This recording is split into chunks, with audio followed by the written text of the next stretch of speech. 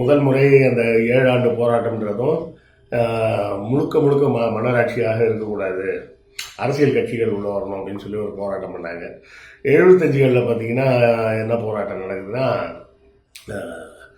இந்த local board அப்படின்னு சொல்கிறாங்க பார்த்தீங்களா, உள்ளாட்சி ஊராட்சி அமைப்புகள், அந்த அமைப்புகளில் அரசு இடம் பதிவு செய்யப்பட்ட கட்சிகள் கலந்துக்க கூடாது அப்படின்னு ஒரு சட்டம் கொண்டாரு அப்போதைய மன்னர் பீரேந்திரா.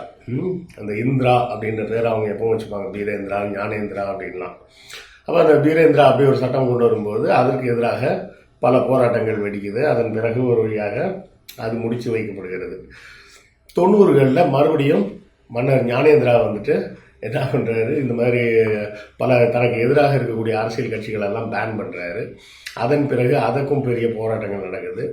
ஒரு வழியாக 2005 தொடங்கிய போராட்டத்தில் முடிவில் 2008 மன்னராட்சி முடிவுக்கு கொண்டு வந்து மக்களாட்சி வந்துருச்சு.